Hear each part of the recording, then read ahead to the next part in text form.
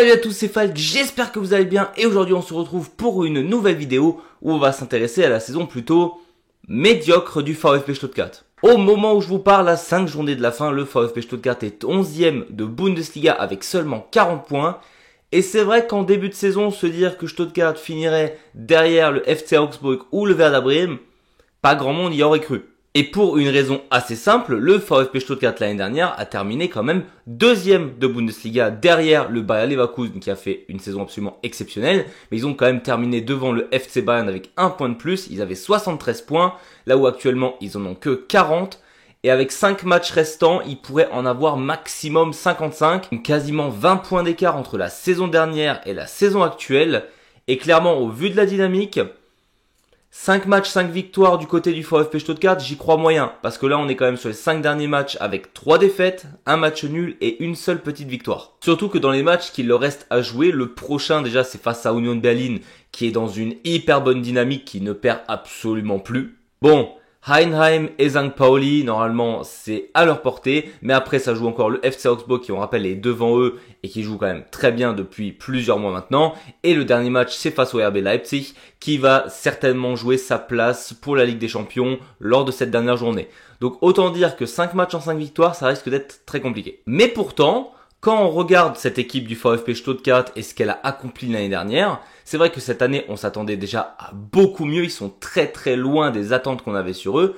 Mais surtout quand on voyait par exemple le calendrier, ce qu'il leur restait à jouer, on y croyait à cette équipe de Stuttgart. Donc qu'est-ce qui s'est passé entre l'année dernière et cette année ? Bon, on va commencer par le plus évident et tout simplement l'ajustement des équipes et la fatigue du VfB Stuttgart. Pour rappel, même si l'année dernière ils ont terminé deuxième en Bundesliga, c'était plus un choc qu'autre chose pour les autres équipes de Bundes, vu que l'année d'avant encore, le VfB Stuttgart, on rappelle, avait joué la relégation. Ils avaient fini 16e de Bundes, et donc en soi, personne ne les attendait. C'est un peu comme Leverkusen qui a fini champion. Personne s'attendait à les voir aussi fort que ça. Et donc, on s'est beaucoup moins préparé à ces équipes-là. Alors que par exemple, quand le Bayern vient en ville, on s'attend tous à ce que les équipes, ça fait des semaines et des semaines qu'elles regardent leur match et donc essayent de s'ajuster et de s'adapter.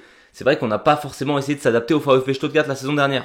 Et donc oui, forcément, quand les autres équipes s'ajustent et s'adaptent à toi, eh ben c'est beaucoup plus difficile. Et cette saison, les clubs de Bundesliga et les clubs en général attendaient le VfB Stuttgart très fort. C'est d'ailleurs aussi pour ça que le Borussia Dortmund, c'est pas l'unique raison, mais est aussi fébrile cette année. C'est que même lorsqu'ils ont une saison moyenne, en plus d'être moyen, les clubs s'ajustent et veulent battre le Borussia Dortmund qui est quand même un club historique et donc c'est totalement logique que le VfB Stuttgart ne surprenne plus autant cette année. Et en plus de cet effet de surprise, le VfB Stuttgart a joué la Ligue des Champions tout simplement cette année. Alors oui, ils se sont fait éliminer dès la fin des phases de poule.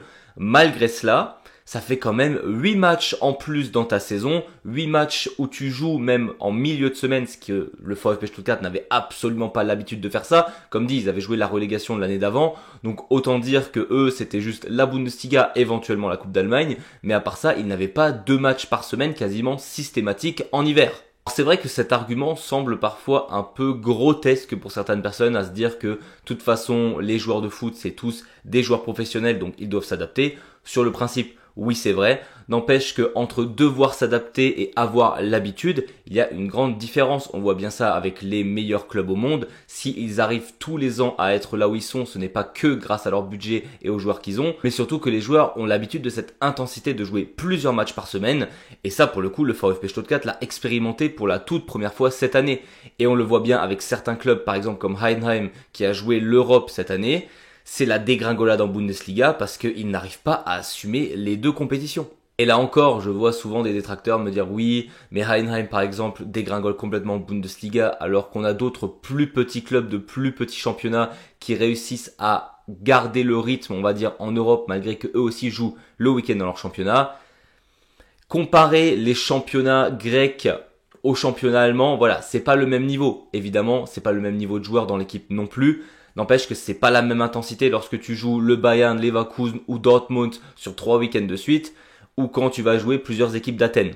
Ce n'est pas pour chercher des excuses à ce VfB Stuttgart, mais un deuxième gros élément est à prendre en compte, c'est tout simplement la disparition d'énormément de joueurs. Pour rappel, le VfB Stuttgart en fin de saison dernière, en tout cas pendant le mercato d'été, a perdu plusieurs cadres importants de l'équipe. On pense notamment à Ito qui est venu au Bayern pour renforcer la défense.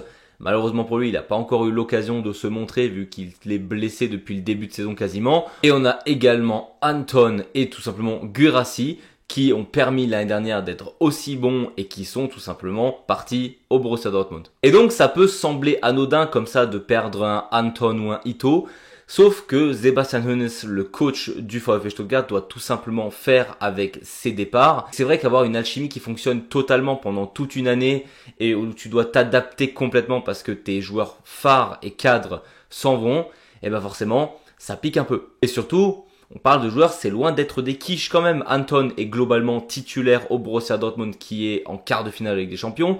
Guirassy, la même, il est sur 13 buts marqués en Ligue des Champions, 5 passes décisives. C'est peut-être le deuxième, troisième meilleur joueur du Borussia Dortmund cette saison. Donc voilà, le VfB Stuttgart essuie de vraies pertes. Ito, pareil, au-delà du fait que ce soit un défenseur, il marquait énormément de buts la saison dernière sur coup de pied arrêté pour le VfB Stuttgart et c'était quasiment le chef de cette défense du VfB.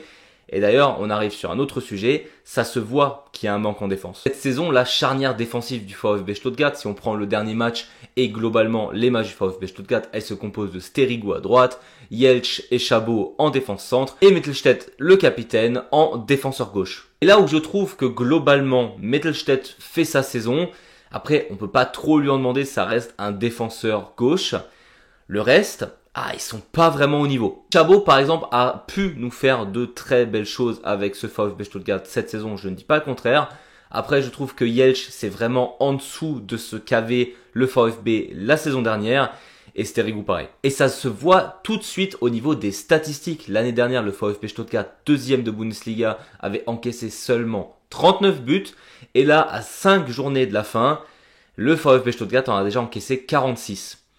Autant dire que là, quand tu prends déjà plus de 7 buts de plus, c'est compliqué. Et c'est vrai que là, il reste encore 5 matchs. Donc là, Stuttgart va frôler clairement les 50 à 55 buts pris en fin de saison. C'est beaucoup trop pour espérer un meilleur classement en Bundesliga. Quand tu passes d'un différentiel de buts à quasiment plus 39 à plus 6, tu sais que tu encaisses trop. Et quand tu passes de plus 39 à plus 6, il n'y a pas que les buts encaissés qui comptent, il y a aussi les buts marqués. Là, on va quand même donner un peu aussi la faute à Sebastian Hoeneß, que je n'ai pas arrêté de plébisciter comme l'un des meilleurs coachs de Bundesliga par rapport à ce qu'il avait montré avec le VfB Stuttgart. Cette saison, c'est beaucoup plus compliqué. Il n'arrive pas à trouver le bon équilibre pour cette attaque du VfB Stuttgart. L'année dernière, c'était simple. Tu avais Guirassy en tant que titulaire et point. Oui, Undav jouait très régulièrement, mais cette année, tu te retrouves donc avec Undav qui avait signé avec le VfB Stuttgart, tu as Demirovic qui est arrivé au VfB et tu as Voltemade qui est arrivé. Donc 3 nouveaux attaquants entre guillemets. Undav était déjà là, mais là il a signé de manière fixe avec l'équipe. Et Sebastian Hoeneß galère à trouver son titulaire. Début de saison, on s'imaginait tous, et ça aurait été dans les choses logiques, que Undav serait le 9 titulaire au sein de ce VfB Stuttgart par rapport à ce qu'il a déjà montré l'année dernière. Les deux autres arrivent tout simplement dans le club, donc ils vont laisser leur place. Malheureusement pour le VfB, Undav s'est blessé hyper rapidement et donc il a dû jongler entre Demirovic et Voltemade. Entre temps, Demirovic peut clairement être le meilleur homme sur le terrain, comme se louper totalement pendant plusieurs rencontres de suite. On croirait presque voir Sané dans un autre registre. Et plutôt récemment, depuis quelques mois maintenant, tu as Voltemade qui est donc arrivé libre du Werder Bremen, qui a totalement explosé. C'est peut-être actuellement le meilleur attaquant du VfB Stuttgart. C'est même le meilleur attaquant du VfB Stuttgart qui défonce tout avec les jeunes de l'équipe d'Allemagne et actuellement avec le VfB. Et généralement, quand tu as une équipe de haut niveau comme Stuttgart, tu te dois de connaître ton rôle. Chaque joueur doit savoir où est-ce qu'il doit être positionné et quel est son rôle dans l'équipe. Et c'est vrai que quand tu switches entre un Demirovic, un Undav ou un Voltemade, tu as 3 attaquants très bons, mais à un moment donné, il en faut un clair titulaire afin que le reste de l'équipe s'adapte au style de jeu de cet attaquant-là. Et on le voit bien, actuellement avec ce que montre Hoeneß et ce que montre le VfB Stuttgart, Voltemade, c'est le meilleur attaquant, c'est celui à mettre en titulaire au sein de ce VfB actuellement. Sauf que de trouver ça à 5 journées de la fin, ça fait que tu fais une saison plus moyenne, c'est clair. D'où le fait que je trouve ça quand même assez sympa de la part de Sebastian Hoeneß d'avoir mis Voltemade maintenant en 10 et d'avoir mis Demirovic en pointe. Je trouve que ça fonctionne plutôt bien, sauf face au Werder Bremen. Et on va pas que taper sur le coach qui a du mal à s'adapter. La dernière raison, elle est tout simplement logique. Je trouve que l'équipe au global est moins forte cette saison. Quand je vois un Chris Führer qui était quand même l'année dernière appelé en équipe d'Allemagne, là on n'en parle même pas parce que Führer il est en dessous largement de sa saison dernière. Je sais que beaucoup l'apprécient et que d'ailleurs énormément ne seront pas forcément d'accord avec moi, mais je trouve que Stella, en tout cas au sein de Stuttgart, a un impact moindre que ce qu'il avait l'année dernière. Après il est toujours très bon et je pense que Stella dans un autre club, il pourra vraiment exploser et devenir la star en 6 qu'on pense qu'il peut être. Mais cette saison, il est moins bon avec Stuttgart, désolé. Et un nom de joueur qu'on n'a encore pas prononcé, qui est celui de Nübel, qui est un excellent gardien, on est d'accord, mais qui a fait, pour moi en tout cas, plus de bourdes cette année avec Stuttgart qu'il en avait fait l'année dernière, où c'était peut-être même le meilleur gardien de Bundesliga, en tout cas top 3 facile. Et donc tous ces éléments mis bout à bout entre le fait que les autres clubs les attendent, que les joueurs sont moins forts, la fatigue, le manque d'adaptation du coach, et bien forcément, tu te retrouves 11e de Bundesliga, parce que même si beaucoup de détracteurs veulent dire que cette ligue est facile, on voit bien, Stuttgart qui jouait la Ligue des Champions est littéralement 11e, Dortmund est milieu de classement, non, la Bundesliga ce n'est pas une ligue facile, si tu ne sais pas t'adapter, ou que tu fais une saison moyenne, tu te retrouves au milieu de tableau, alors que tout le monde te voyait top 4 minimum. N'empêche que le VfB Stuttgart peut encore techniquement sauver sa saison, parce que même si en Ligue des Champions, ça s'est fait éliminer très vite, qu'en Bundesliga, c'est que milieu de tableau, Stuttgart reste quand même le deuxième finaliste en face de Bielefeld pour la Coupe d'Allemagne. Et donc pour sauver leur saison, clairement, il va falloir gagner cette Coupe d'Allemagne. Parce qu'en plus, perdre en finale face à un Ligue 3, bon, je ne dis pas Bielefeld l'aurait totalement mérité vu les clubs qu'ils ont éliminés. N'empêche que Stuttgart, ça serait vraiment le point d'exclamation sur une saison bien pourrie s'ils perdent en finale face à un Ligue 3. Donc on espère pour eux en tout cas qu'ils fassent le pli et qu'ils gagnent au moins cette coupe. Même si au fond je suis quand même un peu pour Bielefeld parce qu'ils sont en Ligue 3. Voilà, c'était tout pour moi. J'espère que cette vidéo vous a plu. N'hésitez pas vous à me dire ce que vous pensez de la saison de Stuttgart et qu'est-ce qui pourrait améliorer pour la saison prochaine. N'hésitez pas à vous abonner ou mettre un petit pouce vers le haut si cette vidéo vous a plu. Et nous on se retrouve très vite pour de nouveaux contenus foot. Et d'ici là je vous dis... Servus!